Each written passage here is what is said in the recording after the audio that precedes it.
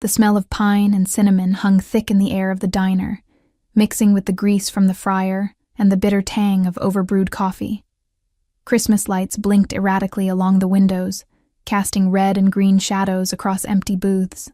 My feet ached, a deep, bone-weary throb that radiated up my calves and settled in my lower back. 8 hours.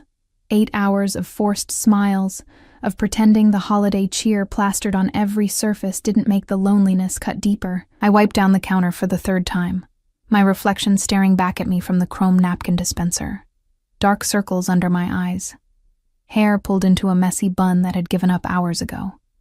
The cheap polyester uniform clung to my skin, damp with sweat and the residue of 1,000 orders I'd carried tonight. "You heading out soon, sweetie?" Marlene called from the kitchen, her voice scratchy from decades of cigarettes. "Yeah, just finishing up." My voice sounded hollow, even to my own ears. Christmas Eve. Everyone else had somewhere to be. Families gathered around tables laden with food. Couples exchanging gifts by glowing trees. And me? I'd volunteered for the closing shift, because an empty apartment felt worse than serving strangers who barely looked at me. The bell above the door chimed. I glanced up, ready to recite the "we're closing" speech I'd perfected. But the words died in my throat. She wasn't what I expected. Mid-50s, maybe, with kind eyes and an expensive coat that looked out of place in our rundown diner. Her heels clicked against the checkered linoleum as she approached the counter, and I caught a whiff of her perfume, something floral and sophisticated that didn't belong in a place that smelled like yesterday's meatloaf. "We're about to close, ma'am, but I can get you something to go. I'm not here to eat." She smiled, and something about it made my chest tighten. Pity. I recognized it immediately. "I'm Maria. I come here sometimes for the pie. You served me last week, remember?" I didn't, but I nodded anyway. Faces blurred together after a while. "You mentioned you'd be working tonight, Christmas Eve." She set her purse on the counter, fingers drumming against the worn formica. "Do you have plans after your shift?" The question landed like a stone in my stomach. No, not really.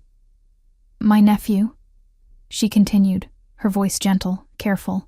"He's alone tonight too. His family, well, it's complicated, but he's a good man. And I hate thinking of him spending Christmas in that big house by himself."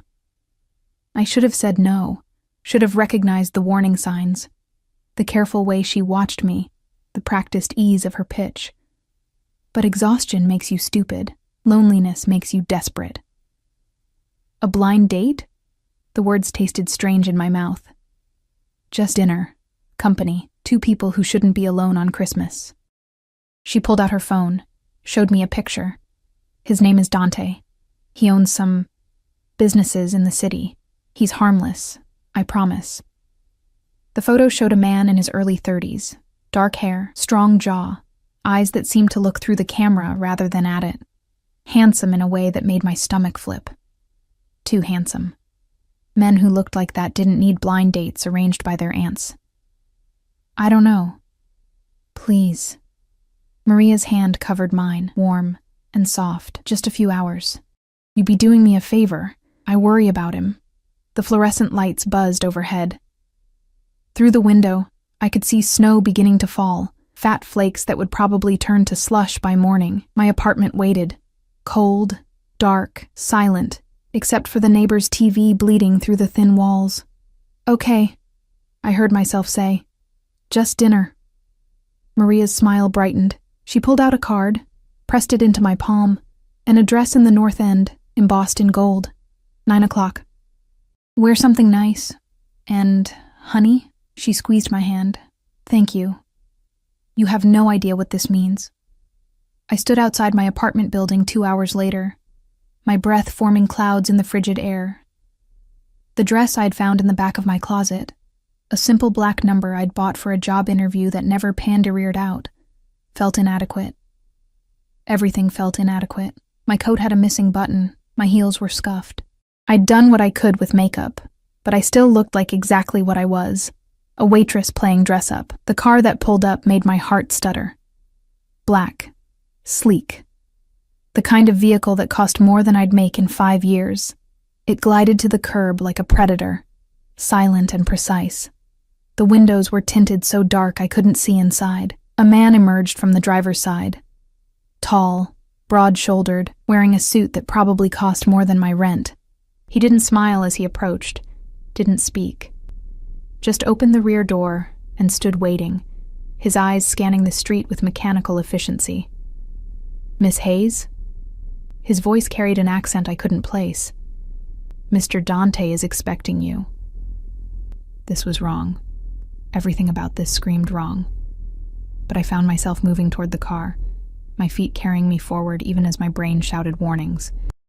The interior smelled like leather and something else. Expensive cologne, maybe, or just the scent of money. The door closed behind me with a heavy thunk that sounded too much like a cell door locking. The drive took 20 minutes, but it felt like hours. We left my neighborhood, the check-cashing places, the convenience stores with barred windows, the graffitied walls, and entered a different world. Brownstones with wreaths on the doors. Streets lined with cars that gleamed under the streetlights. People walking dogs, carrying shopping bags, living lives I'd only seen in movies.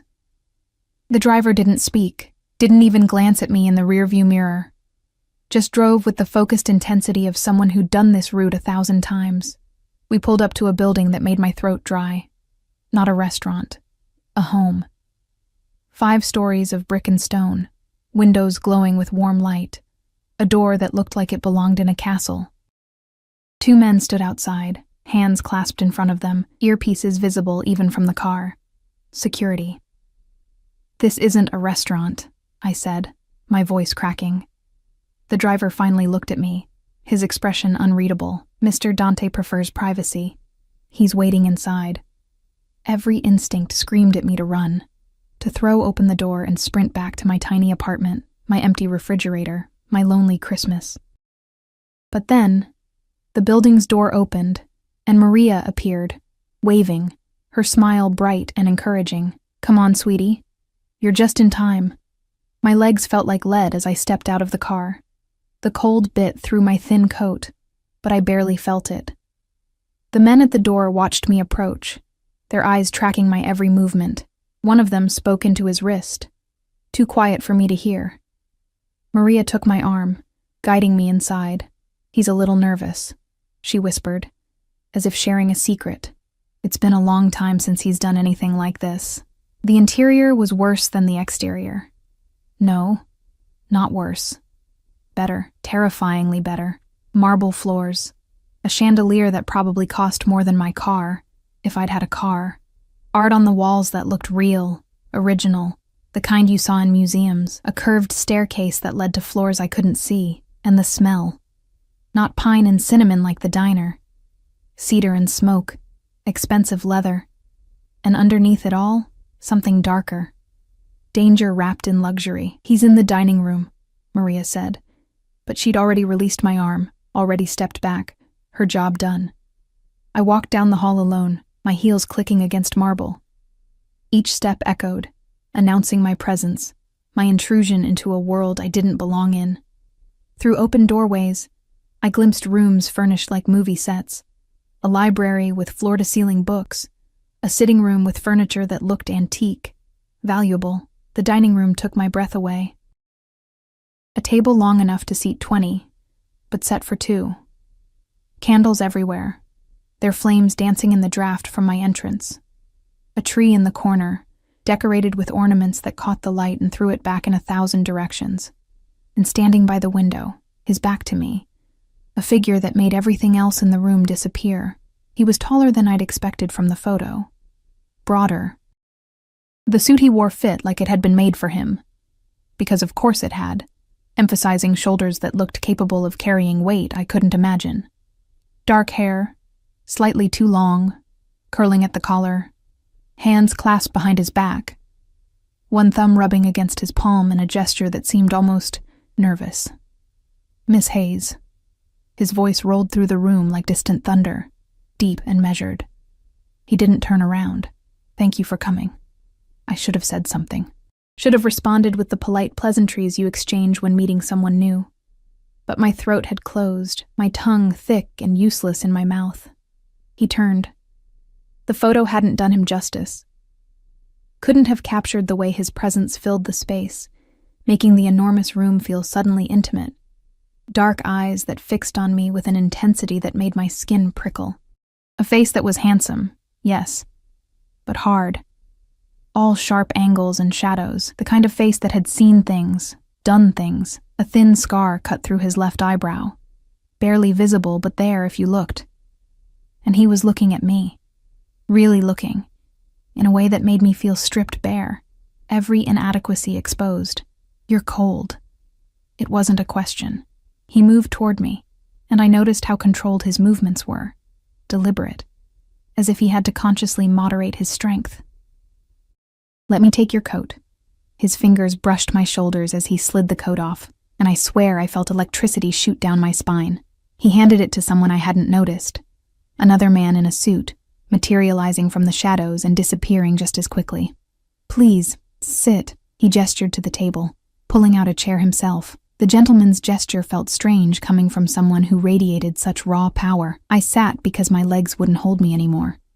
He took the seat across from me, and I realized the placement was strategic. Close enough to see every expression, every flinch, but far enough that I couldn't easily flee. "Maria tells me you work at Tony's diner." He reached for a bottle of wine I hadn't noticed, pouring deep red liquid into crystal glasses. "How long have you been there?" 2 years. My voice sounded foreign. "It's just temporary, until I figure out what's next." A slight smile touched his lips, but it didn't reach his eyes. Most temporary things become permanent. We tell ourselves we're just passing through, but one day we look up and realize we've built a life in the interim.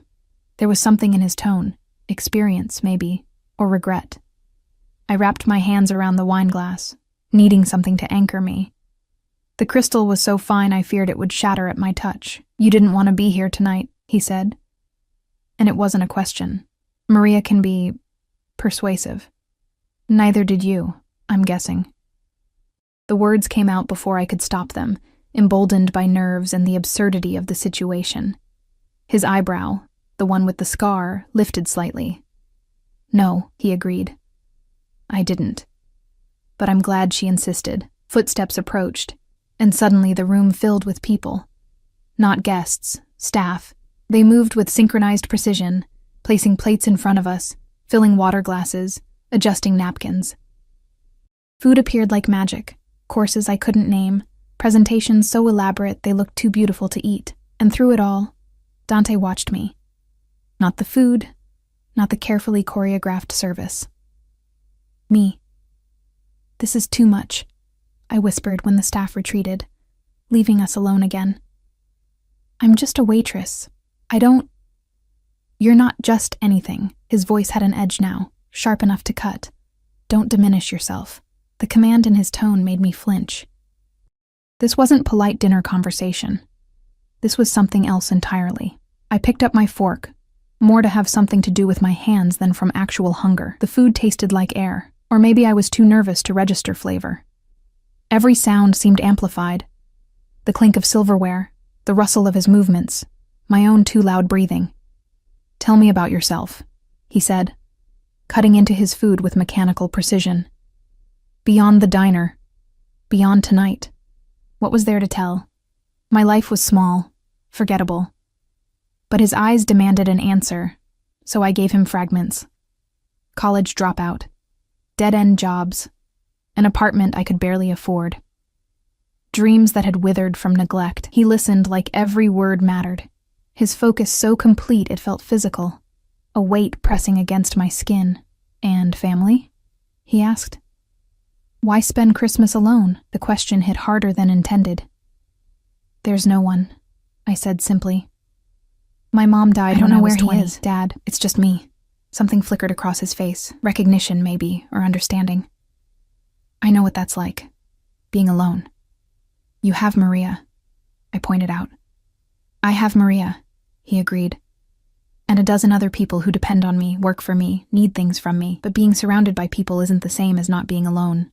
The vulnerability in those words surprised me. For a moment, the hard mask slipped, and I glimpsed something underneath. Something tired. Something human. The moment shattered when his phone buzzed. He glanced at it, and his entire demeanor changed. The softness vanished, replaced by something cold and dangerous. He stood abruptly, the chair scraping against marble. "Excuse me." The words were clipped, controlled. He was already moving toward the door, the phone pressed to his ear, his voice dropping to a low growl I couldn't decipher. I sat alone in the enormous room, surrounded by luxury I couldn't comprehend, and realized I'd made a terrible mistake. This wasn't just dinner. This wasn't a lonely man seeking company on Christmas. This was something else entirely. Through the doorway, I heard voices. Dante's, sharp and commanding, and others responding with deference that bordered on fear. Words filtered through. Problem, shipment, handle it. My hands started shaking. I set down my fork before I dropped it, the metallic clatter too loud in the silence. He returned 5 minutes later, his expression carefully neutral, but I could see the tension in his jaw, the way his hands flexed at his sides. "I apologize," he said, retaking his seat. "That was unavoidable." "What do you do?" The question came out before I could stop it. "Maria said you own businesses, but..." "But?" He picked up his wine glass, studying me over the rim. "But this doesn't feel like a businessman's house." The truth tumbled out, reckless and dangerous. "This feels like a fortress." His smile was razor sharp. "Perhaps I have enemies. What kind of businessman has enemies like this?" I gestured vaguely at the room, at the security I'd noticed, at the phone call that had transformed him into someone terrifying. He set down his glass with deliberate care. "The kind who deals in things people want but aren't supposed to have. The kind who solves problems others can't. The kind your mother warned you about." He leaned forward, and I could smell his cologne now, cedar and something darker, intoxicating and terrifying. "The kind you should run from, Miss Hayes." My heart hammered against my ribs. "Are you warning me or threatening me? I'm being honest." His eyes held mine, and I couldn't look away. "You walked into something tonight you don't understand. My aunt thought she was doing us both a favor, but she put you in a position neither of us asked for. Then let me leave." I pushed back from the table, my legs unsteady. He moved faster than I expected, circling the table in 3 long strides, not touching me, but close enough that I could feel the heat radiating from his body. "I should," he said quietly, dangerously. "I should have my driver take you home right now. But I don't want to." "What do you want?" The question trembled between us. His hand lifted, hovering near my face, not quite touching, "Something I have no right to." The air between us crackled with tension. I should have been terrified, should have run screaming from this house. This man, this dangerous Christmas Eve that had spiraled into something I couldn't control. But I didn't move. His phone buzzed again, shattering the moment. This time, anger flashed across his face, raw, barely contained. He looked at the screen, and whatever he saw there made his expression darken. "I need to handle something," he said, his voice tight. "It can't wait. But don't leave. Please." The last word sounded like it cost him something to say. He was gone before I could respond. His footsteps echoing down the hall, followed by other footsteps, other voices. The house suddenly felt alive with activity I couldn't see, movement in the shadows, doors opening and closing. I stood alone in the dining room, surrounded by half-eaten food and guttering candles, and realized I'd somehow stumbled into a world that operated by rules I didn't understand. A world where a simple Christmas dinner was never simple. A world where the handsome man with the sad eyes and dangerous smile wasn't what his aunt pretended he was. And the most terrifying part, even knowing that, even sensing the danger that clung to him like smoke, I couldn't make myself leave. I should have called a cab, should have walked out the front door and never looked back. Instead, I found myself wandering through the first floor of Dante's house like a ghost, drawn by curiosity and something deeper I didn't want to name. The library called to me, floor-to-ceiling shelves packed with leather-bound volumes that looked actually read, not just decorative. I ran my fingers along the spines, feeling the embossed titles under my fingertips. Dante in Italian, Machiavelli, Sun Tzu's Art of War, books about strategy, power, survival. He reads them all. Maria's voice made me jump. She stood in the doorway, her kind eyes now carrying something else. Assessment, maybe, or concern. Every night before bed, says it helps him think. Maria, what does he really do? I turned to face her, needing answers. Please don't lie to me. She moved into the room, her heels silent on the Persian rug. For a long moment, she studied me, weighing something internal. He protects people, she finally said, in his own way. The family business. It's complicated. Old world, new world, traditions that don't fit in normal conversation. The Mafia. The word tasted foreign in my mouth, like something from movies, not real life. She didn't deny it, didn't confirm it either, just looked at me with those sad, knowing eyes. He's not what you think. Yes, he's dangerous. Yes, he's done things that would horrify you. But he's also the only person who showed up when my daughter was dying, who paid every hospital bill, who held my hand at her funeral when everyone else had somewhere more important to be. Her voice cracked. He's the boy I helped raise after his parents were killed, the man who remembers every birthday, every anniversary. The nephew who shouldn't be alone on Christmas because he's already alone every other day of his life. Footsteps approached, heavy, multiple sets. Dante appeared with 2 men flanking him, their faces grim. He stopped when he saw me, something flickering across his expression. I thought you'd left, he said quietly. I should have, but you didn't. He dismissed the men with a subtle gesture, and they disappeared instantly, well-trained shadows. Maria excused herself too, leaving us alone in the library filled with books about war and strategy. Dante moved to the window, staring out at the snow that had begun to fall harder. There was an incident tonight. One of my warehouses. Nothing you need to worry about. A warehouse for what?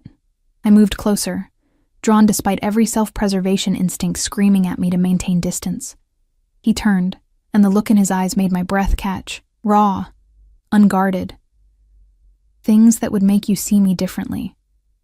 Things I can't take back or apologize for because they're who I am.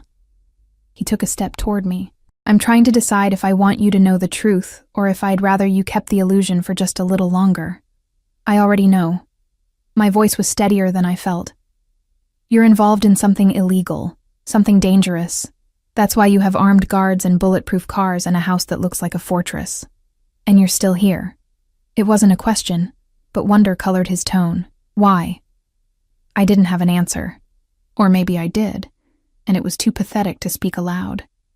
That loneliness made you stupid, that the way he looked at me made me feel seen for the first time in years. That danger wrapped in expensive suits was still preferable to another empty Christmas alone. His phone buzzed again. He silenced it without looking. They can wait. Can they? I challenged. You run an empire, Dante. I'm just a waitress who said yes to a blind date. We both know how this ends. He moved fast, closing the distance between us until I could count the flecks of gold in his dark eyes. How does it end, Maya? My name and his voice sounded like a prayer and a curse. Tell me. Because I'm trying to figure out why meeting you feels like the first real thing that's happened to me in a decade. His hand lifted to my face, and this time he made contact, fingers tracing my jawline with devastating gentleness. The touch sent electricity racing down my spine, pooling low in my belly. I should have pulled away, should have remembered who he was, what he was. Instead, I leaned into his palm, and his eyes darkened. This is a mistake, he murmured. But his thumb was brushing across my lower lip now, and I couldn't breathe, couldn't think. Probably, I whispered. He kissed me. Not gently. There was nothing gentle about Dante. It was possession and desperation, his hand tangling in my hair, the other gripping my waist like he was afraid I'd disappear. I melted into him, my hands fisting in his shirt, feeling the hard muscles beneath expensive fabric. When he pulled back, we were both breathing hard. His forehead rested against mine, and I felt him trembling. This powerful, dangerous man trembling from one kiss. Stay tonight, he said, his voice rough. Just stay. I don't want to be alone. I don't want you to be alone. Every rational thought screamed no. Every survival instinct I possessed demanded I run. But something in his voice, that raw vulnerability he was trying so hard to hide, made me nod. Okay. He gave me a room on the 3rd floor. a guest suite that was bigger than my entire apartment. The bed looked like something from a palace, piled with pillows and covered in silk sheets. A fireplace crackled in the corner, filling the space with warm, dancing light. "There are clothes in the closet," Dante said from the doorway, maintaining careful distance now, as if that kiss had scared him as much as it had me. "They should fit. And if you need anything, there's a phone by the bed. Just dial 0. "Who answers?" I asked. "Security?" A ghost of a smile. "Something like that. Try to sleep, Maya. Tomorrow we'll figure out what happens next." He started to leave, but I caught his arm. "Dante? Thank you. For tonight. For not lying to me." His expression softened, and he pressed a kiss to my forehead. Chaste, tender. Nothing like the one in the library. "Lock the door after me, and don't open it for anyone but me." The implied threat in those words should have terrified me. Instead, I felt oddly safe. I locked the door as instructed and explored the closet. Designer clothes with tags still attached hung in neat rows, women's clothes in various sizes, as if he'd prepared for any possibility. I chose soft pajamas, cashmere that felt like a cloud against my skin. Sleep should have been impossible, but exhaustion dragged me under almost immediately. I dreamed of dark eyes and dangerous smiles, of hands that could hurt but chose gentleness, of a kiss that tasted like Christmas and sin. I woke to sunlight streaming through unfamiliar windows and the smell of coffee. For a disoriented moment, I couldn't remember where I was. Then it all came flooding back. The blind date, the fortress house, Dante's kiss in the library. Someone had left a tray outside my door. Coffee, pastries, fresh fruit arranged artfully on fine china. A note in bold, masculine handwriting. "Good morning. Join me for breakfast when you're ready. Third door on the left, second floor." D. I showered in a bathroom that had more marble than most museums, dried off with towels that probably cost more than my monthly rent, and found clothes laid out on the bed that fit perfectly. Jeans that actually fit my curves, a soft sweater in deep green, even undergarments in my size. The attention to detail was either thoughtful or deeply unsettling. Maybe both. Following Dante's directions, I found him in a sun-drenched breakfast room that overlooked a garden buried in snow. He stood by the window, phone pressed to his ear, his voice low and commanding. I don't care what excuse he gives. He had one job and he failed. Make an example. He paused, listening. "No, I'll handle Romano myself. Set up a meeting for tonight." Another pause, and his voice dropped to something deadly. "If he resists, remind him what happened to the last person who thought they could steal from me." He turned and saw me frozen in the doorway. Something shifted in his expression, the cold calculation melting into something warmer, more human. "I have to go," he said into the phone, then ended the call without waiting for a response. "Maya, I wasn't sure you'd still be here." "I wasn't sure either," I admitted, moving into the room. The table was set for 2, laden with food that looked professionally prepared. "Do you always eat breakfast like this?" "Usually I don't eat breakfast at all," Maria insisted, once she learned you'd stayed. He pulled out a chair for me, that old-world courtesy at odds with the violent conversation I'd just overheard. "I hope you slept well. Better than I should have, considering." I sat, acutely aware of how close he was, how his cologne, that cedar and smoke scent, made my head spin. "Who's Romano?" His jaw tightened. "Someone who made a poor decision. It doesn't concern you. You're going to hurt him. Not a question. I'm going to teach him why stealing from me is a fatal mistake." He sat across from me, pouring coffee with steady hands that had probably broken bones, pulled triggers, done things I couldn't imagine. "Does that frighten you?" It should have. God, it should have. But looking at him in the morning light, seeing the shadows under his eyes that suggested he hadn't slept, the way his fingers drummed against the table in barely contained tension, I felt something else entirely. "Yes," I said honestly, "but not enough to leave." Satisfaction flashed across his face, quickly masked. "Eat. We have things to discuss." The food was incredible, but I barely tasted it. Dante watched me between bites of his own meal, his gaze intense, cataloging every movement. "I need to tell you something," he said finally, setting down his fork with deliberate care. "And you're not going to like it." My stomach clenched. "What?" "Last night, after you fell asleep, I had my people run a background check on you." He held up a hand before I could protest. Standard procedure. Anyone who enters my home, my life, gets vetted. I don't apologize for it. Anger flared, hot and immediate. You had no right. I had every right. His voice cut through my protest, sharp as a blade. You're in my world now, Maya, whether either of us planned it. That means I need to know everything about you. For your protection as much as mine. My protection? I laughed, bitter and sharp. From what? From my enemies. From people who would hurt you just to get to me. He leaned forward, and the intensity in his eyes pinned me in place. The moment you walked through my door, the moment we kissed, you became a target. Anyone who learns you matter to me will try to use you as leverage. The words should have sent me running. Instead, I heard something else buried beneath them. I matter to you? We just met. I know. He looked almost angry about it, frustrated by something he couldn't control.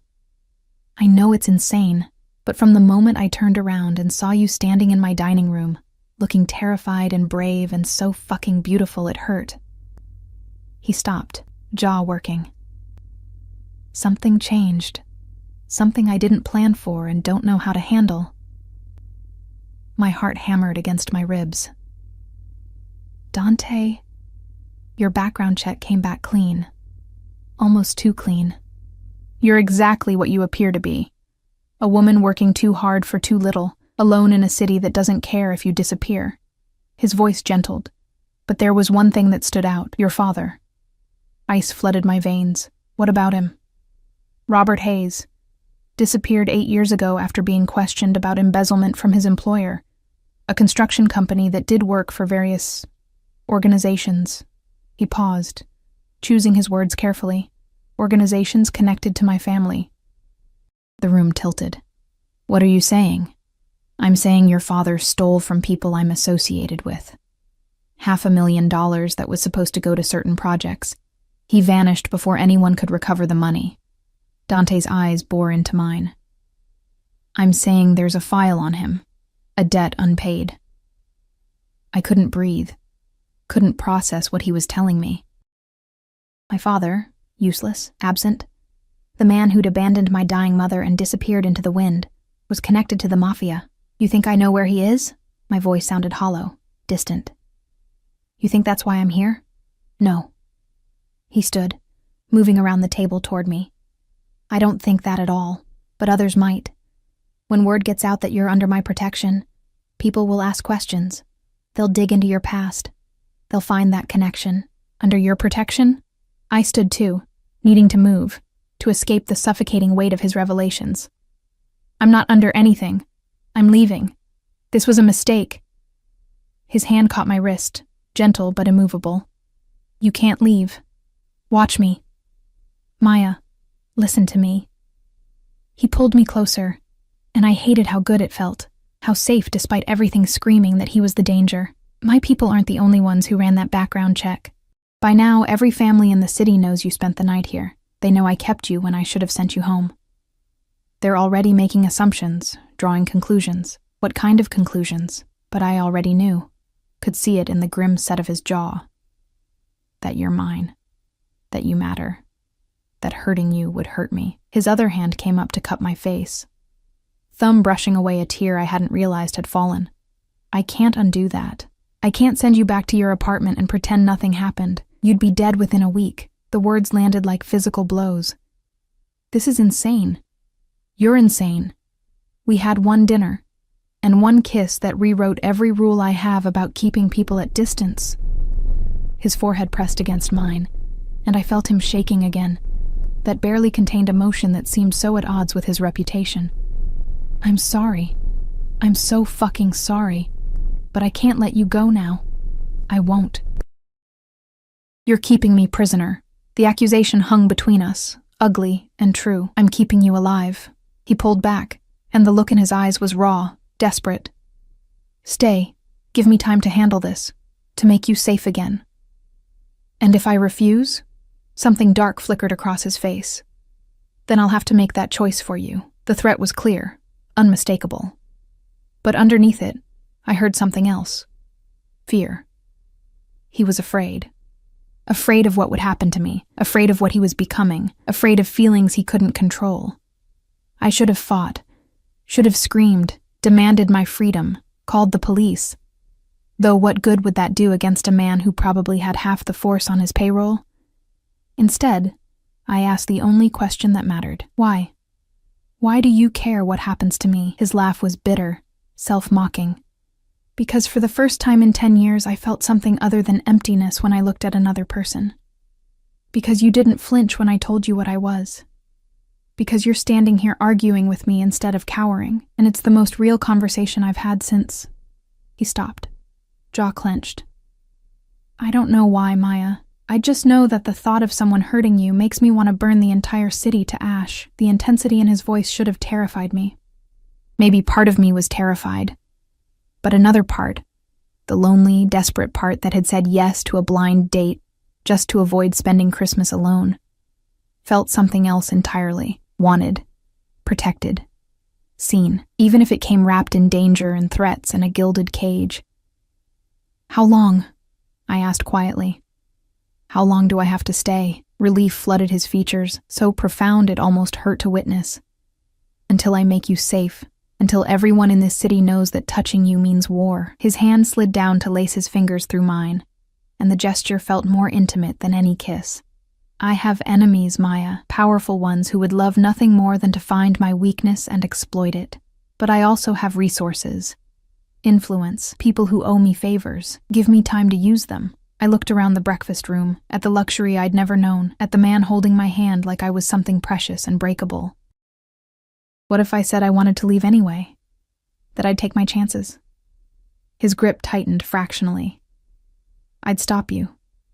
Lock you in this house if I had to. Assign guards to watch your every move. His voice dropped to something almost pleading. But I'm hoping you won't make me. I'm hoping you'll choose to stay. To trust me. Trust. What a joke. Trust a man who ran a criminal empire, who'd just admitted to running background checks and making threats. Trust someone who kissed me like salvation and trapped me like prey. But as I looked into his eyes, I saw something that made the choice easier. He was as trapped as I was, caught in a situation neither of us had planned, feeling things that terrified us both, unable to walk away even though we should. I'll stay, I said finally, and watched relief and something darker, possession maybe, flash across his face. But I want answers. I want to know everything. What you do, who you are, what I'm really caught in. Agreed. He brought my hand to his lips, pressing a kiss to my knuckles that felt like sealing a deal. A dangerous deal. A deal that might destroy me. But God help me. I couldn't bring myself to care. The next few days blurred together in a strange mixture of luxury and captivity. Dante kept his word about answers, though each revelation made me wish I'd stayed ignorant. He controlled territory across 3 states, gambling, protection, imports that never went through official channels. He had judges on payroll, cops who looked the other way, politicians who owed him favors they could never repay. When he spoke on the phone, grown men trembled. When he walked into a room, everyone else fell silent, and he was obsessed with keeping me safe. I couldn't leave the house without an escort of at least 3 armed men. My phone, he'd given me a new one, untraceable, had limited contacts. Maria visited daily, bringing clothes that actually fit, telling me stories about Dante as a boy that didn't match the dangerous man I was coming to know. He was gentle once, she said on the 3rd day, hemming a dress in the sitting room while I pretended to read, before his parents died, before he had to become this. What happened to them? I'd been afraid to ask Dante directly, sensing the wound was still raw despite the years. Maria's hands stilled on the fabric. Betrayal. Someone they trusted. Dante was 19, supposed to be at university, building a different life. Instead, he came home to find them executed in their own bedroom. Her voice dropped. He hunted down every person involved. Took him 2 years, but he found them all. Made examples that people still whisper about. The image didn't match the man who read to me from his library at night, who made sure I ate even when I wasn't hungry, who looked at me like I was something precious he was terrified of breaking. But it was the same man. That was the terrifying part. On the 4th night, everything changed. Dante had been gone all day, handling what he vaguely termed business complications. I'd learned not to ask for details about his absences. The tight set of his jaw when he returned told me enough. But tonight, when he finally came home near midnight, something was different. He was covered in blood, not his own. I realized with dawning horror. His movements were too fluid, too controlled.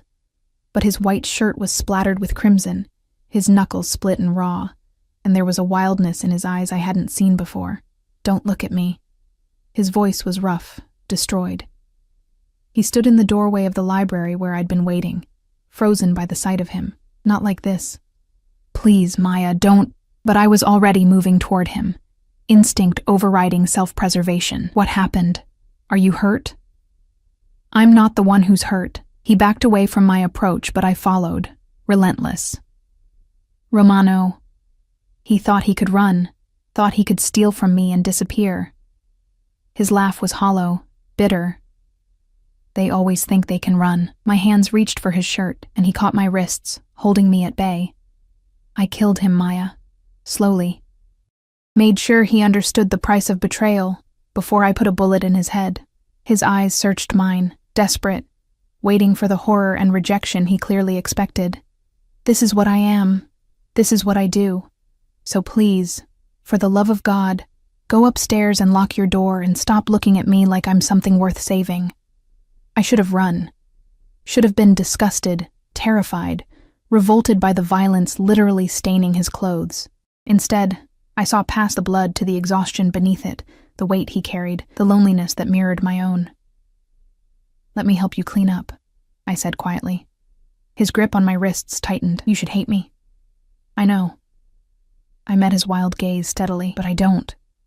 Something broke in him. He released my wrists and pulled me against his chest, heedless of the blood, his face buried in my hair. I felt him shaking, felt the careful control he always maintained crumbling. "I don't deserve you," he whispered against my temple. "Don't deserve this, but I'm too selfish to let you go."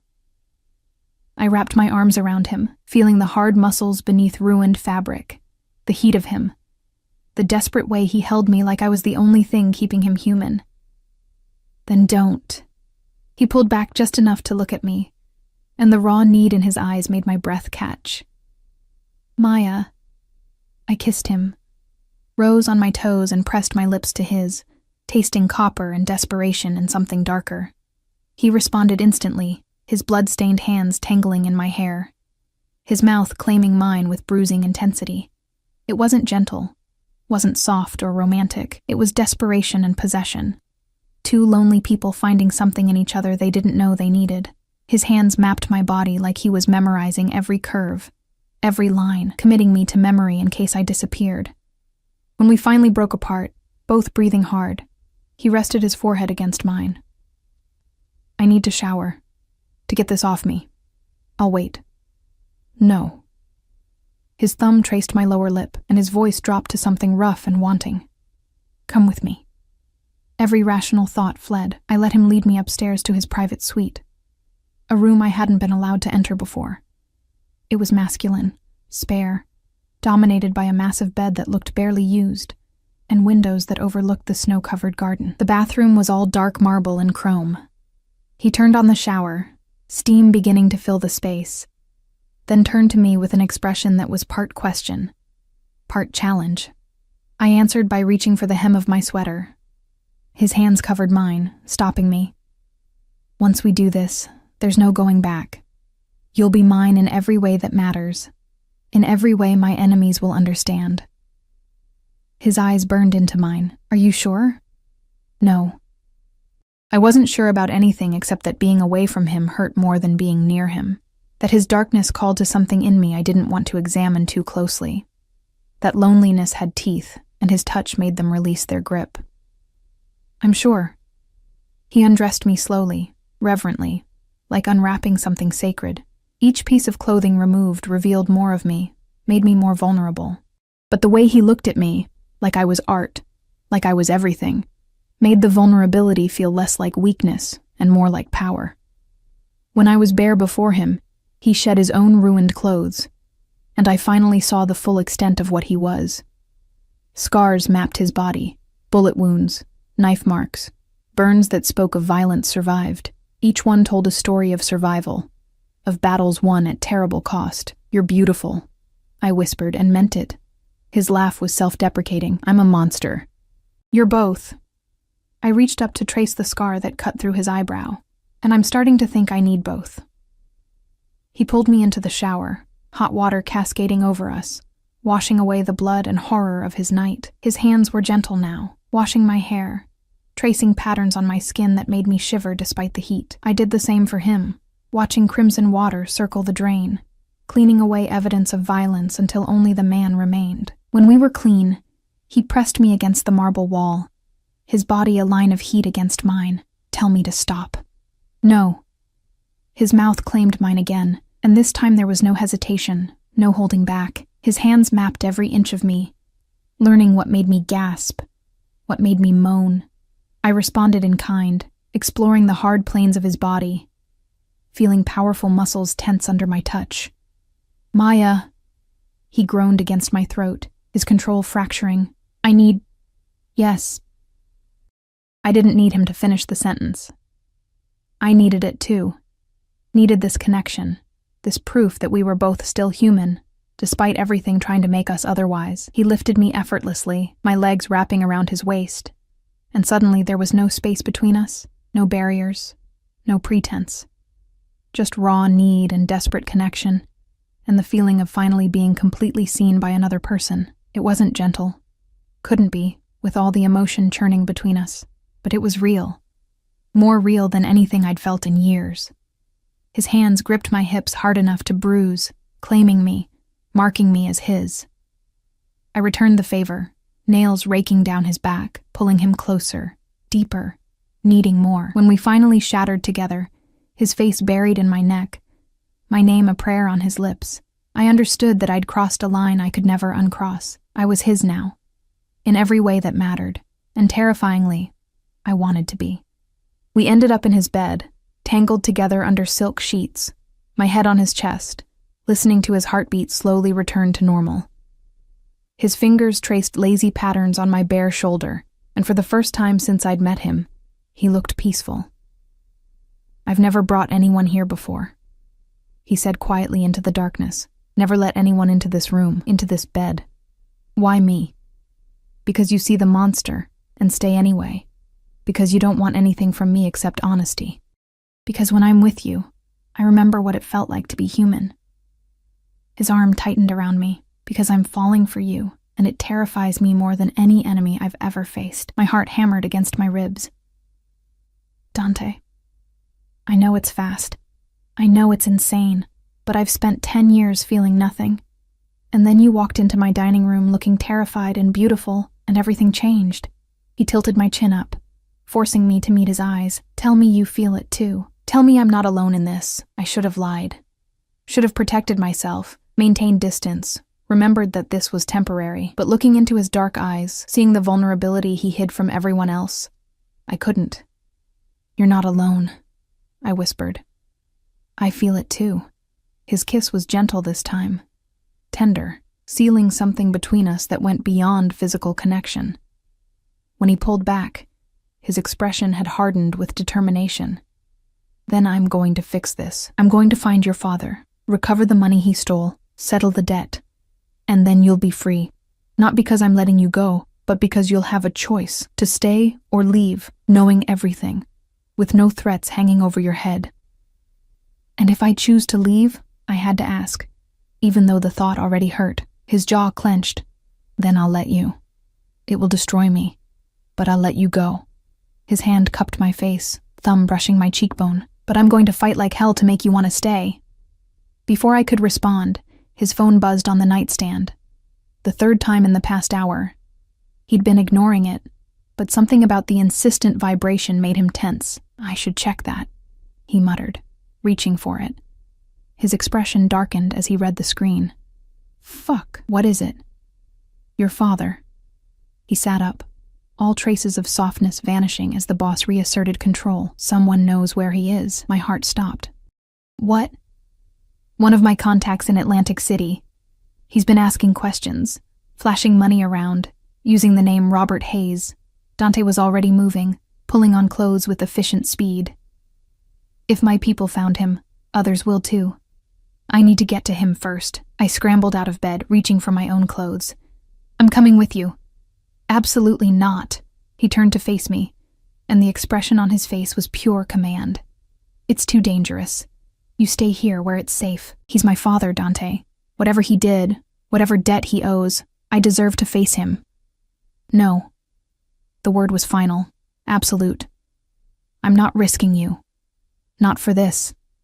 Anger flared, hot and immediate. You don't get to decide that. You said you'd give me answers, give me choice. This is my choice. We stared at each other, wills clashing. I saw the moment his resolve wavered, saw him weighing protection against my agency. Finally, he cursed under his breath. Fine, but you follow my orders exactly. If I say run, you run. If I say hide, you hide. Understood? Understood. He pulled me against him, his kiss hard and possessive. If anything happens to you, I will burn the world. Remember that. 30 minutes later, we were in his car, the bulletproof Mercedes with tinted windows, speeding through empty streets toward Atlantic City. 2 additional cars flanked us, filled with his men. Dante drove himself, his jaw set in grim determination, one hand on the wheel and the other resting possessively on my thigh. Tell me about him, he said as we hit the highway. Your father. I stared out at the darkness flying past. There's not much to tell. He was never around much, even before he left. Always had some scheme, some big score that would fix everything. Mom worked herself to death while he chased dreams that never materialized. Bitterness crept into my voice. When she got sick, he couldn't handle it. Disappeared 6 months before she died. Left me alone to watch her waste away. To make decisions about hospice care and funeral arrangements at 20 years old. Dante's hand tightened on my thigh. I'm sorry. Don't be. I learned early that the only person I could count on was myself. I turned to look at him. Until now, maybe. His expression softened fractionally. You can count on me, Maya. Whatever happens tonight, whatever we find, I've got you. It should have sounded arrogant, presumptuous. Instead, it sounded like a vow. We arrived at a rundown motel on the outskirts of Atlantic City just after 3 a.m. The neon sign flickered erratically, advertising vacancy in sputtering red letters. Dante's men surrounded the building before we even exited the car, moving with military precision to secure entrances and exits. Room 12, Dante said, checking his phone. 2nd floor. My contact says he's alone, but stay behind me regardless. We climbed the exterior stairs, our footsteps echoing in the pre-dawn silence. Dante positioned himself in front of me, one hand inside his jacket where I knew he kept a gun. At room 12, he paused, listening. Then he kicked the door open. The room was a disaster, clothes everywhere, empty bottles, the smell of cigarettes and desperation. And sitting on the bed, looking 10 years older than I remembered, was my father. He jumped at the intrusion, then froze when he saw Dante's gun. His eyes slid past the threat to land on me, and shock registered across his weathered face. Maya? His voice cracked on my name. How did you— Shut up! Dante's command cut through the air like a whip. Robert Hayes. You've been a hard man to find. My father's face went pale. I don't know what you're talking about. Don't insult my intelligence. Dante moved further into the room, and I saw my father shrink back, recognizing the danger he faced. $500,000, stolen from a construction project 8 years ago. Money that belonged to people I represent. I can explain. I don't care about explanations. Dante's voice was cold, detached. The voice of a man who'd killed earlier that night without hesitation. I care about repayment, with interest. My father's eyes darted around the room, looking for escape, finding none. I don't have it. I spent it. Lost most of it in Atlantic City, drank the rest. Then you have a problem.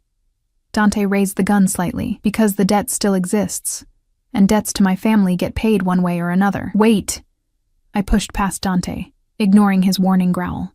Standing before my father for the first time in 8 years, I felt nothing but cold clarity. You abandoned me. Left me alone with a dying woman who spent her last months asking where you were, why you didn't come. My voice shook with suppressed emotion. And now I find out you did it because you stole money from the Mafia? Because you were too stupid and selfish to think about the consequences? Shame flickered across his face. Maya, sweetheart, I never meant— Don't! The word cracked like a whip. Don't you dare call me that. You lost that right when you walked away. Dante's hand landed on my shoulder, gentle but firm. Maya, step back. I looked at him, saw the cold determination in his eyes, and understood what he intended to do. No, there has to be another way. There isn't. His gaze never left my father. He stole. He ran. Those crimes have consequences. Then let me pay them. The words came out before I could think them through. The debt. It transfers to me, as his daughter. Let me work it off. Dante's expression shifted, something dark and possessive flashing across his features. Maya, how much? I turned back to my father, whose face had gone from pale to gray. How much with interest? $750,000, Dante said quietly, plus penalties for the inconvenience of tracking him down. An impossible sum. A lifetime's worth of wages from my diner job. But as I looked between my pathetic father and the dangerous man who'd somehow become my salvation, I knew what I had to do. I'll pay it, however long it takes. Whatever I have to do. I met Dante's eyes. Just let him walk away. For a long moment, silence hung thick in the dingy motel room. Then Dante lowered his gun, though his expression remained hard. Fine. The debt transfers. But he leaves the city tonight and never comes back. If I see him again, if he contacts you again, if he so much as breathes in your direction, the deal is void, and I finish what I came here to do. He looked at my father with pure contempt. Do you understand? My father nodded frantically, already moving toward the door. He paused when he reached me, and for a moment, I thought he might apologize, might show some remorse for the devastation he'd caused. Instead, he just whispered, I'm sorry you got mixed up with people like him, and fled. The door slammed behind him, leaving me alone with Dante and the weight of what I'd just done. I'd bound myself to him more thoroughly than any kiss, any night together. I'd taken on a debt I could never repay, chained myself to his world by choice. That was incredibly stupid, Dante said quietly, but his hands were gentle as they turned me to face him. You just sold yourself to me for $750,000. I know. I met his gaze steadily. But he's still my father, no matter how terrible. I couldn't watch you kill him. Something shifted in his expression. Respect, maybe. Or something deeper. You're too good for this world, Maya. Too good for me. Then I guess we're both stuck with less than we deserve. He kissed me there in that dingy motel room that smelled of cigarettes and desperation, and somehow it felt more binding than anything that had come before. When he pulled back, his eyes burned with intensity. The debt is real. I'll hold you to it. But not because I want your money. His thumb traced my jaw. Because now you can never leave. You're mine. Completely and irrevocably. And God help anyone who tries to take you from me. The possessiveness in his voice should have terrified me. Instead, I felt something else. Security, maybe, or the twisted comfort of knowing I was wanted so completely that a dangerous man would kill to keep me. Then I guess I'm yours, I whispered against his lips. His smile was dark, triumphant, and completely devastating. Yes, he agreed, you are. The weeks following Atlantic City blurred into a strange new reality. I didn't return to my apartment. Dante sent people to pack my things, to terminate my lease, to erase that old life like it had never existed. The diner called twice before giving up. My few acquaintances stopped trying to reach me when my old number went dead. I existed now solely in Dante's world, and the terrifying part was how quickly I adapted. He gave me an office in his house, a beautiful room overlooking the garden where I was supposed to work off my debt by managing legitimate aspects of his business empire, property records, investment portfolios, charitable foundations that laundered money so cleanly even the IRS couldn't trace it. I learned quickly that Dante's empire had two faces, the violent underworld everyone feared, and the respectable businessman everyone courted. "You're good at this," he said one afternoon, reviewing documents I'd organized. We were in his study, him behind the massive desk, me curled in the leather chair across from him. A month had passed since Atlantic City. Snow had given way to early March rain. Better than my last 3 accountants, maybe because I'm not skimming off the top. I raised an eyebrow. His laugh was dark. Maybe. Though those 3 learned quickly why that was a mistake. He set down the papers, his gaze turning predatory. "Come here." I went. Always went when he called, drawn by gravity I couldn't resist. He pulled me onto his lap, his hands spanning my waist possessively. "I have a problem," he murmured against my throat, lips tracing patterns that made me shiver. "There's a meeting tonight. Heads of the 5 families. They want to meet you." I pulled back to look at him. "Why?" "Because rumors have spread. The untouchable Dante Vitale, who never takes a woman seriously, who built walls no one could breach, suddenly has someone living in his house, wearing his protection, carrying his heart." His expression darkened. "They'll want to assess if you're a weakness they can exploit." Fear spiked through me. And am I? Yes. No hesitation. Just brutal honesty. You're the only weakness I have, which is why I need you beside me tonight. Showing them that touching you means declaring war on me personally. You want me to pretend to be your... what, girlfriend? Mistress? His eyes flashed. I want you to be exactly what you are. Mine. In every way that matters. His hand slid up to cup my face. "I'm not asking, Maya. I need you there." The possessiveness should have chafed. Instead, I found myself nodding. "What do I wear to meet mob bosses?" His smile was sharp. "Leave that to me." The dress he provided was devastating. Black silk that clung to every curve, slit high on the thigh, neckline that suggested more than it showed. Diamonds glittered at my throat and ears, borrowed from a collection that probably belonged to his mother.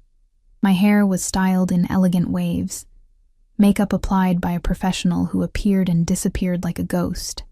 When I descended the stairs, Dante was waiting in the foyer, and the look on his face made my breath catch. He wore a black suit that emphasized his dangerous elegance, his hair styled back, a watch that cost more than most cars glinting at his wrist. "Bellissima," he breathed, taking my hand and pulling me close. "You'll drive every man in that room insane with wanting what they can't have." Is that the goal? The goal is making sure they know you're untouchable, that even looking at you wrong will cost them everything. His kiss was possessive, claiming. "Stay close to me tonight. Don't accept drinks from anyone else. Don't wander off, and if anyone makes you uncomfortable, you tell me immediately." The venue was a private club in the financial district, the kind of place that didn't advertise, where membership cost 6 figures and discretion was guaranteed. We entered through a back entrance, Dante's hand firm on my lower back, 4 of his men forming a protective box around us. The private dining room was already full when we arrived. Men in expensive suits, women draped in designer clothes and bored expressions. Conversations died as we entered, all eyes turning to assess the newcomer. "Dante?" An older man approached, silver-haired and distinguished, his smile not reaching his eyes. "We were beginning to think you'd changed your mind." "Lorenzo." Dante's greeting was cool, professional. I wouldn't miss the opportunity to introduce Maya to the families. Lorenzo's gaze slid to me, appraising, calculating. "So the rumors are true. The Ice King has thawed." He extended his hand. "Lorenzo Marchetti, a pleasure." I took his hand briefly, feeling Dante tense beside me. "Maya Hayes." "Hayes." Lorenzo's eyes sharpened with recognition. "Any relation to Robert Hayes?" The room fell silent. I felt Dante's hand press warningly against my back, but I kept my expression neutral. "My father, though we're not in contact." "Interesting." Lorenzo's smile turned calculating. "I heard that debt was recently resolved, transferred even. Very generous of you to assume responsibility for your father's mistakes." "The debt is settled," Dante cut in, his voice carrying a warning edge. "Maya works for me now, under my protection. I trust that's clear to everyone here." Murmurs rippled through the room. Another man approached, younger, handsome in a slick way that made my skin crawl. Clear as crystal, Dante. Though you can't blame us for being curious about the woman who accomplished what no one else could. Getting under your skin. Careful, Tony. Dante's voice dropped to something dangerous. You're walking a thin line. Tony raised his hands in mock surrender, but his eyes remained on me, assessing, hungry, just making conversation, no offense intended. We moved through the room, Dante introducing me to faces whose names I struggled to remember. Each interaction felt like navigating a minefield, subtext layered beneath polite conversation, threats wrapped in compliments, everyone gauging how to use this new information about Dante's weakness. Dinner was an elaborate affair, multiple courses, wine that probably cost more than my old monthly salary, conversation that danced around business while pretending to be social.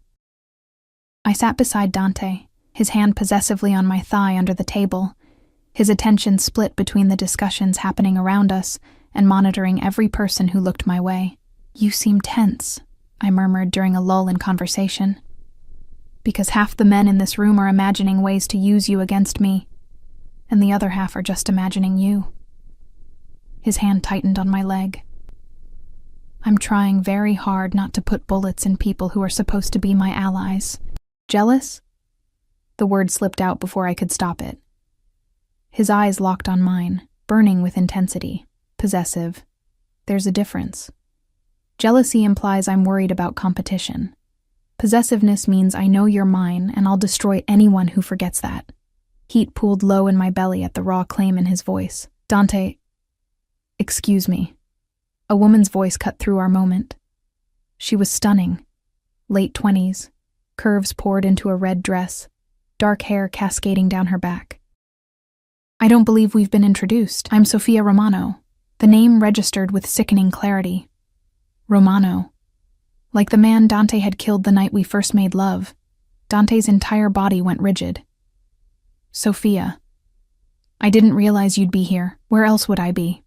Her smile was sharp as a knife. My father is dead. Someone had to represent the family interests. Her eyes slid to me, calculating and cold. You must be the famous Maya, the woman my father died for. I'm sorry for your loss, I managed, though the words felt inadequate. Are you? She leaned closer, and I caught the scent of her expensive perfume. My father made a mistake. He stole, and he paid the price.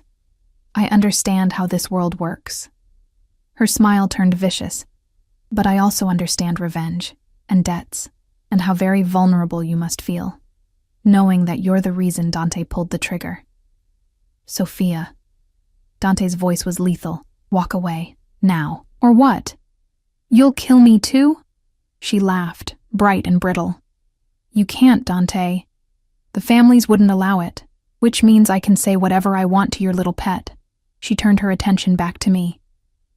How does it feel, knowing you're sleeping with your father's executioner? Knowing that the hands that touch you at night have killed dozens of people? Do you close your eyes and pretend he's someone safe? Someone normal? Dante moved to stand, but I caught his arm. Something in Sofia's eyes, pain beneath the venom, grief masquerading as anger, made me respond instead of retreating. Your father made choices that led to his death. I'm sorry you're suffering for them, but taking it out on me won't bring him back. I kept my voice steady, refusing to show fear, and yes, I know what Dante is, what he's done. But I also know he's more than just the violence, more than the reputation. How touching. Sofia's expression hardened. How long do you think that idealism will last? A month? A year? Eventually you'll see him for what he really is. A monster in an expensive suit, and when you try to leave, when you realize your mistake, you'll discover that monsters don't let their toys go. That's enough. Dante was on his feet now, his presence commanding enough that nearby conversations stopped. You've made your point. But if you threaten Maya again, family politics won't save you. I've killed for less than disrespect toward what's mine.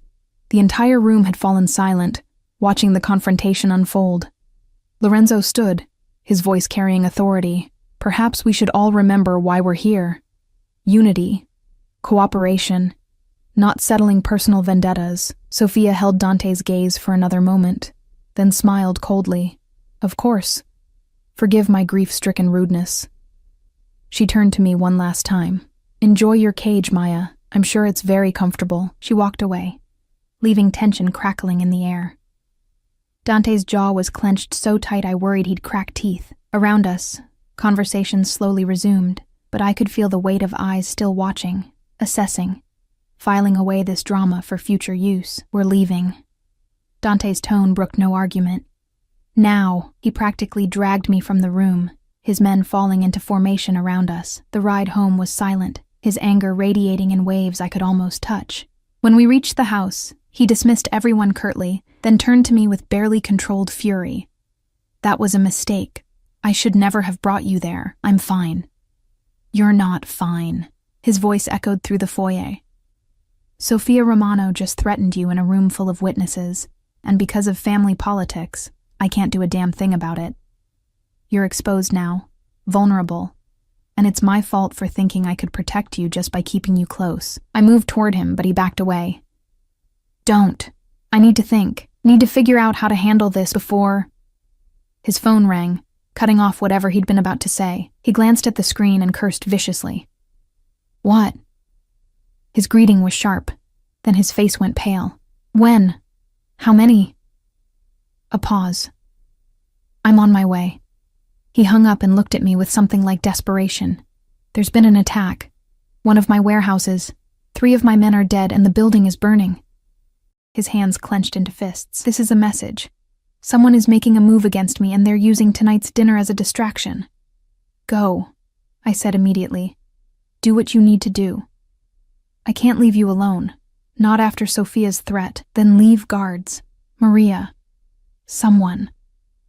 I cupped his face, forcing him to focus on me instead of the chaos unfolding. You have people depending on you. I'll be safe here. He kissed me hard, desperately. Lock yourself in my room. Don't open the door for anyone but me. If anything feels wrong, use the panic button I showed you. Another kiss. This one tasting like goodbye. I love you, Maya. I should have said it before, but I love you. And I will burn this entire city before I let anyone hurt you. The words should have terrified me. Instead, they felt like a lifeline. I love you too. Now go.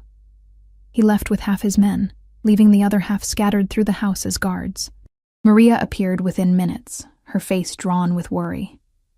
Come on, sweetie. Let's get you upstairs where it's safe. But as we climbed the stairs, as I heard the house settling into tense alertness around me, I couldn't shake Sophia's words. Monsters don't let their toys go. Was that what I was? A toy?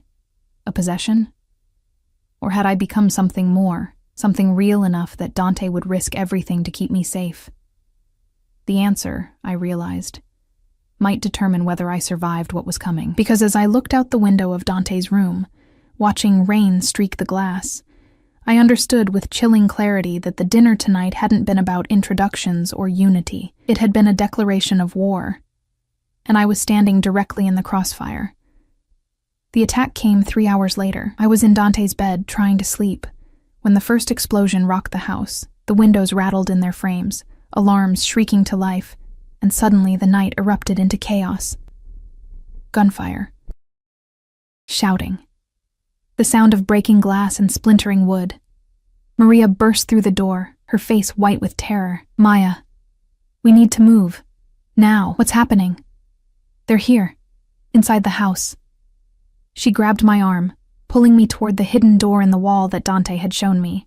A panic room, he'd called it, in case of emergencies. Dante's on his way back, but we need to hide you until... Another explosion. Closer this time. The lights flickered and died, emergency lighting casting everything in eerie red. Through the windows, I could see muzzle flashes in the garden, shadows moving with military precision. How many?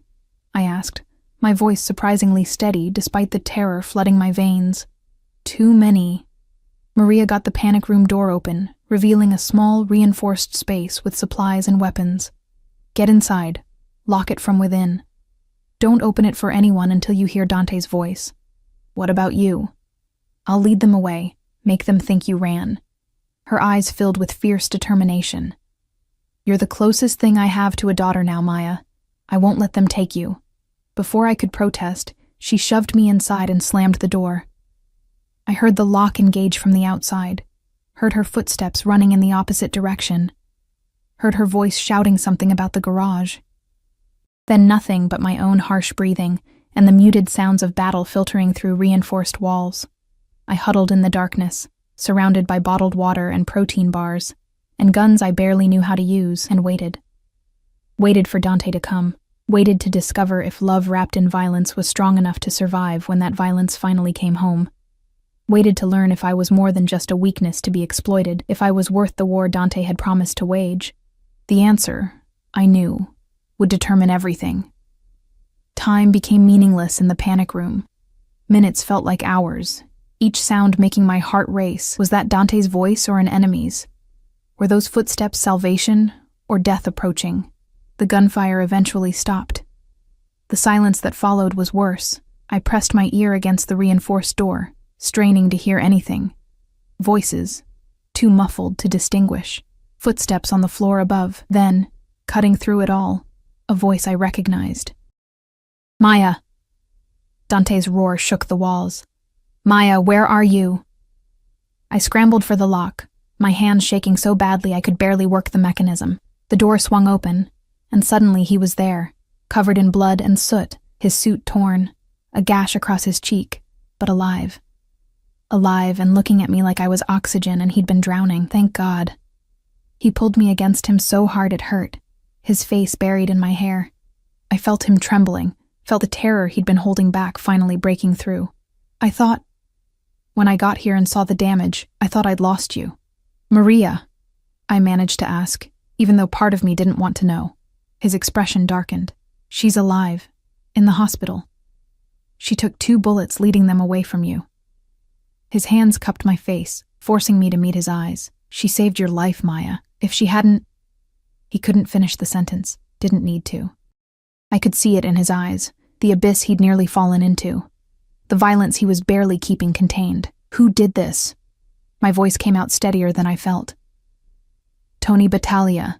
The name dripped with venom. He thought taking you would give him leverage, force me to concede territory. He was wrong. Dante's smile was terrifying in its coldness. I've killed 7 of his men tonight. The rest are in my basement, waiting to tell me where to find him. The casual mention of torture should have horrified me. Instead, I felt only grim satisfaction. These people had tried to kill me, had hurt Maria, had violated the one place that had started to feel like home. What happens now? I asked. Now? He pulled back slightly, studying my face like he was memorizing it. Now I end this. Permanently. Tony declared war when he attacked my home, threatened what's mine. The families will understand. Some will even approve. But Maya... His voice dropped. What comes next will be brutal, violent. Everything you've been sheltered from will be impossible to ignore. I need to know if you can handle that. If you can handle me when I'm not holding back. I thought about the past 2 months, about falling in love with a dangerous man, about choosing him over safety, over normalcy, over everything my old life represented, about Maria risking her life to protect me, about the debt I'd taken on, the world I'd entered. I'm not leaving, I said firmly. Whatever you need to do, whatever happens, I'm staying. Something shifted in his expression, relief and possession, and love so intense it burned. Then marry me. The words hung in the air between us, impossible and inevitable all at once. What? Marry me. He said it again more forcefully, not because of the debt, not because of tonight. Because I love you more than I thought I was capable of loving anyone, because you see the monster and stay anyway. Because I want everyone in this world to know you're mine and I'm yours, permanently and irrevocably. His thumb traced my jaw. Because I'm tired of living in darkness, and you're the only light I've found in 10 years. Tears burned my eyes. Dante, I know it's insane. I know it's too fast, too dangerous, too everything. But I also know that life is short and violent, and tomorrow isn't guaranteed, and I don't want to waste another second not having all of you. His forehead pressed against mine. Say yes, Maya. Choose this life. Choose me. Every rational thought screamed no. This was a man who killed without hesitation, who lived by violence, who would drag me deeper into a world most people only saw in movies. A man whose enemies had just attacked his home trying to kidnap me. A man who'd warned me himself that he was a monster. But he was also the man who'd made me feel seen for the first time in my life. Who'd taken on my father's debt and turned it into protection instead of punishment. Who read to me from his library at night and remembered how I took my coffee. Who trembled when he held me like I was something precious he was terrified of breaking. Who loved me despite every reason not to.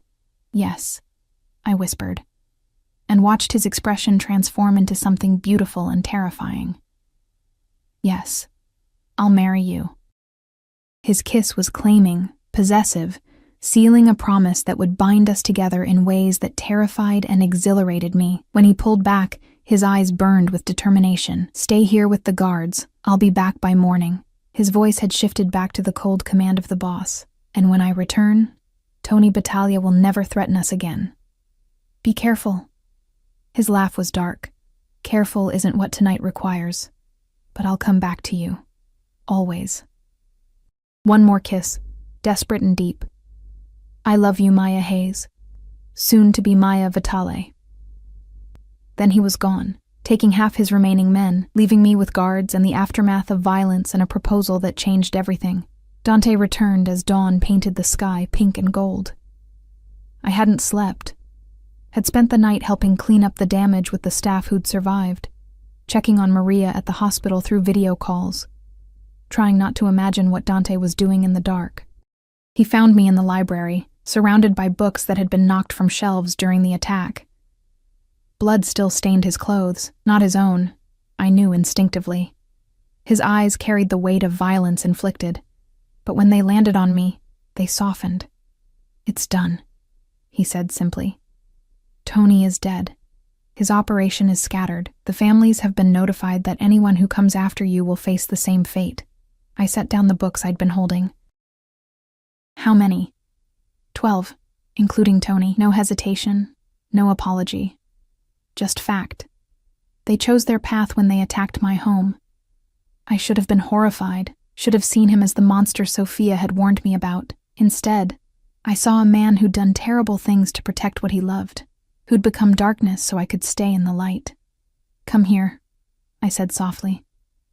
He moved toward me like a man in a trance, his control finally fracturing now that the immediate danger had passed. I pulled him down beside me on the floor among the scattered books, and he collapsed against me, his head on my lap, his arms wrapped around my waist.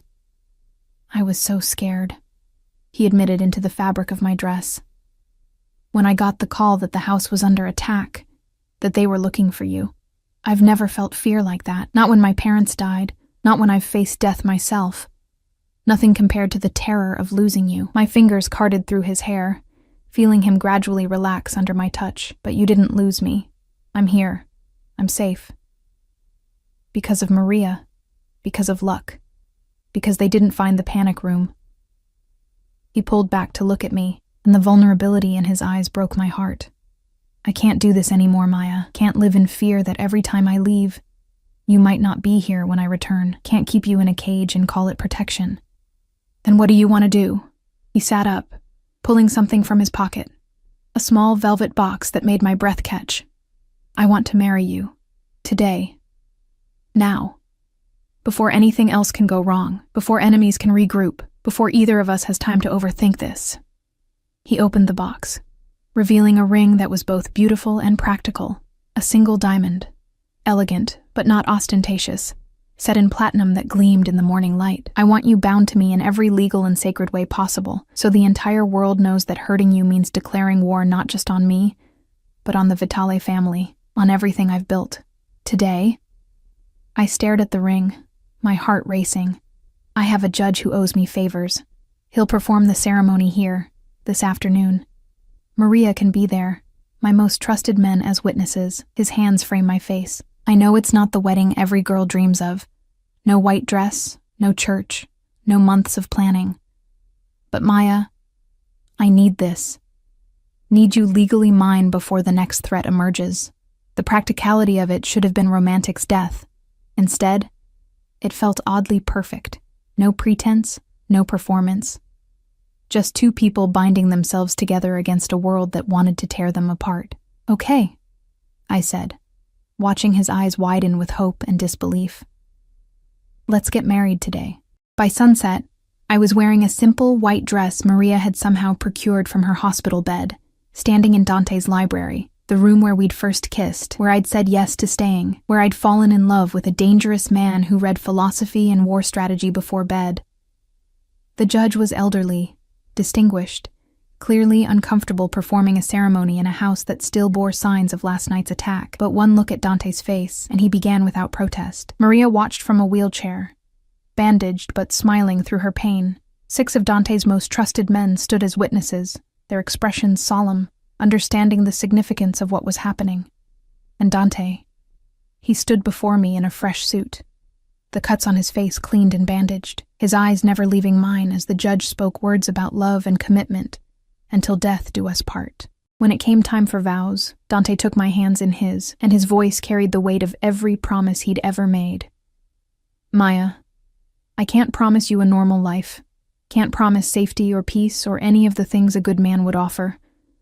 But I can promise you this: I will love you with everything I am, dark and light.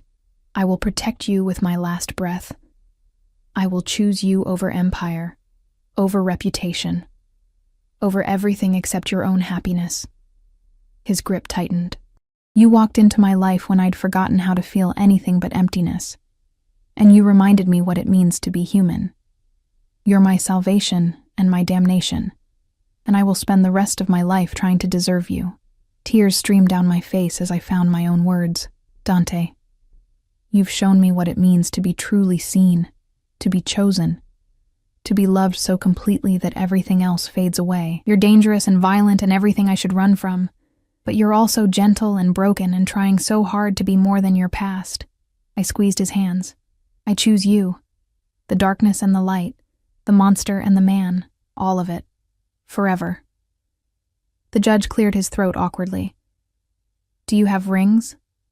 Dante produced the diamond ring from this morning, sliding it onto my finger with steady hands.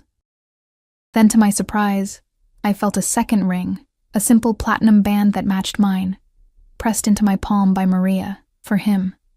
She whispered, "Every king needs his queen's mark." I slid the ring onto Dante's finger, watching something fierce and possessive flash across his face. The judge pronounced us married, and Dante kissed me like he was sealing more than vows, like he was binding our souls together, consecrating our union in violence and love and desperate need. Mine, he murmured against my lips. Legally, officially, irrevocably mine. Yours, I agreed, and you're mine too. Don't forget that part. His smile was devastating. Never. The weeks that followed were a strange blend of honeymoon and consolidation of power. Dante took me to one of his properties upstate, a sprawling estate that felt more like a fortress, where we could be alone while he rebuilt operations in the city. We spent mornings in bed, afternoons walking the grounds, evenings by the fire where he taught me about his business, the real business. No more secrets or half-truths. I learned about territories and alliances, about the delicate balance between violence and diplomacy, about the weight he carried keeping an empire running. And at night, we made love like the world might end tomorrow.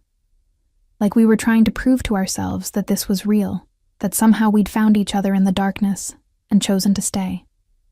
Maria recovered slowly, moving into the main house permanently. She became something between mother figure and advisor, helping me navigate the complexities of being married to a man everyone feared. My father, we never heard from him again. The debt was settled, paid in full the day I married Dante. I was free of that burden, free of that past, free to build something new. 6 months after our wedding, I discovered I was pregnant. Dante's reaction was everything.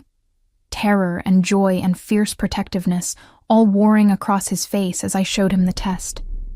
He pulled me against him, his hand spreading across my still flat stomach, and I felt him trembling.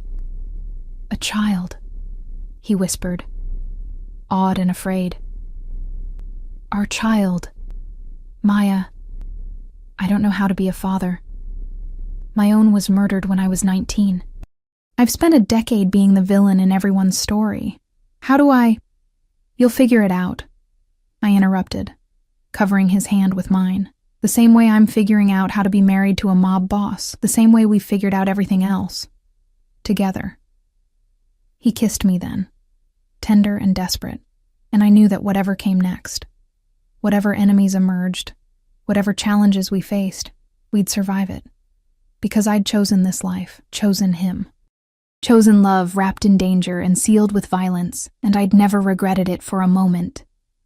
3 years later, I watched from the window of our bedroom as Dante taught our daughter, Isabella, how to walk in the garden. She was 2, all dark curls and her father's intense eyes, stubborn and fearless in ways that both delighted and terrified us. Again, Principessa, Dante encouraged, crouching down to her level. You can do it. Isabella took 3 wobbly steps before falling into his arms, her laughter ringing through the afternoon air. He caught her effortlessly, spinning her around until she shrieked with joy. Maria appeared beside me, her own smile soft with affection. Who would have thought? The terrifying Dante Vitale, brought to his knees by a toddler. She has him wrapped around her little finger. I agreed, just like her mother. You both do. Maria squeezed my hand. You saved him, you know, from becoming something completely cold, completely lost. He saved me too, I said quietly, from a life of loneliness and invisibility, from forgetting what it felt like to be wanted. We stood together, watching the dangerous man who ruled an empire with violence and fear play tea party with his daughter in a garden filled with roses, watching him be gentle when the world demanded he be hard, watching him love when everyone expected him to destroy. This wasn't the life I'd imagined that Christmas Eve when I'd agreed to a blind date. Wasn't the safe, normal existence I'd once dreamed of. It was better. Dangerous?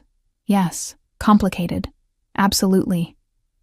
But real in ways I'd never experienced before. Rich with love that didn't flinch from darkness.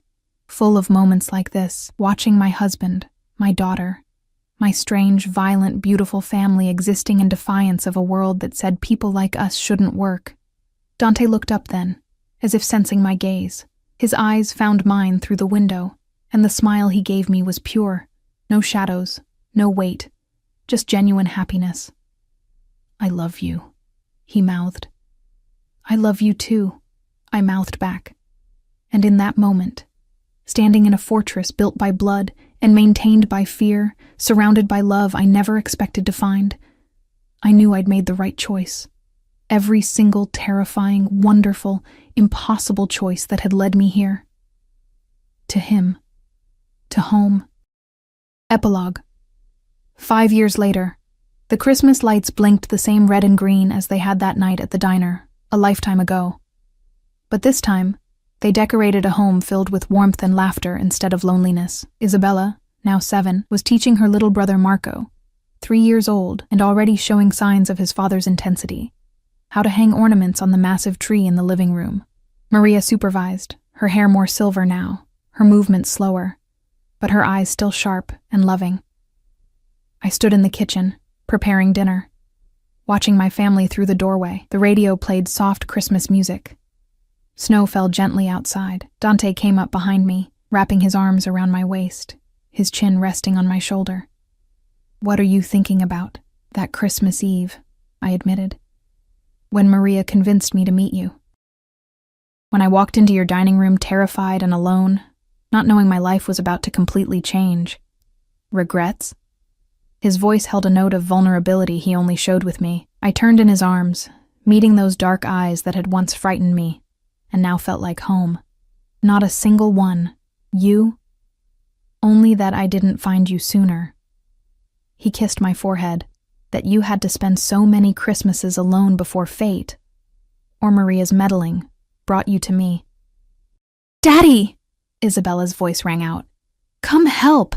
Marco keeps putting all the ornaments on one branch. Dante sighed dramatically, but his smile was genuine as he released me. Duty calls. I watched him go, this dangerous man who'd built an empire on fear, now mediating ornament placement disputes between our children. Who still ran his business with iron control, still commanded respect and terror in equal measure, but who also read bedtime stories every night and made pancakes on Sunday mornings and loved me with an intensity that hadn't dimmed in 8 years. My phone buzzed. A message from an unknown number made my heart skip. Still living in your cage, Maya? S. Sophia. Still out there. Still bitter. Still making her petty threats. But they no longer had power over me. I deleted the message and returned to dinner preparations because I'd learned something important over the years. Sophia was wrong. This wasn't a cage. It was a fortress, a sanctuary, a home built on love that was strong enough to survive darkness. And I wouldn't trade it for anything, not for safety, not for normalcy, not for a life without the dangerous, beautiful, complicated man who taught me that love wasn't always gentle. Sometimes it was fierce and protective, and willing to burn the world to keep you safe. "Mommy," Isabella called. "Come see what we made." I wiped my hands and joined my family by the tree. Dante pulled me against his side. Marco climbing into my arms. Isabella beaming with pride at the slightly lopsided decorations. "It's perfect," I said, meaning it. And it was. My strange, violent, beautiful life, my unexpected salvation, my choice. Can I be the pigeons flying from a box? Except a dragon? Yes. Oh my god, I would love that for you, Dreamer. I did. Why have I done this? Oh, wheels. I just went to the supermarket. Yes, everybody clap for me. I'm brave. I'm a very brave girl. I went to the supermarket and I didn't get any cheese. Also clap for me. Thank you, Petite. Much appreciated. Yeah, people still do that, especially with dragons, yes. They are scary. I fucking hate them. They're so overwhelming to me. I cry. What the fuck's earthy? Why not? I don't know. Well, yeah, probably on account of what Frisson's doing just here and now. Little peckers everywhere. Cheers, yeah. What's going to be clipped? What did I even say? This close to Christmas? We're only 20 minutes in. Oh, doing my monthly shop. Nice, nice. Yes, cheese. Don't forget.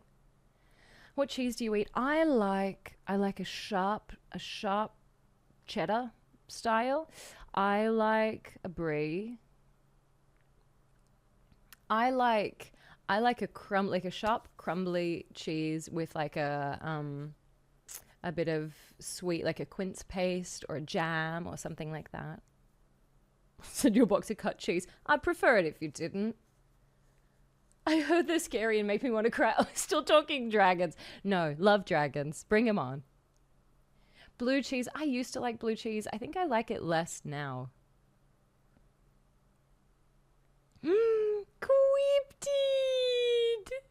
Hi, my love. How are you? Supermarket. It's like a bigger food. Yeah, yes. A supermarket would be like just a big shopping like with all of your groceries. Smoked Gouda cut into tiny 1/4 centimeter cubes. Yes. Blue skies. Yes. I love Baby Bell too, Petite.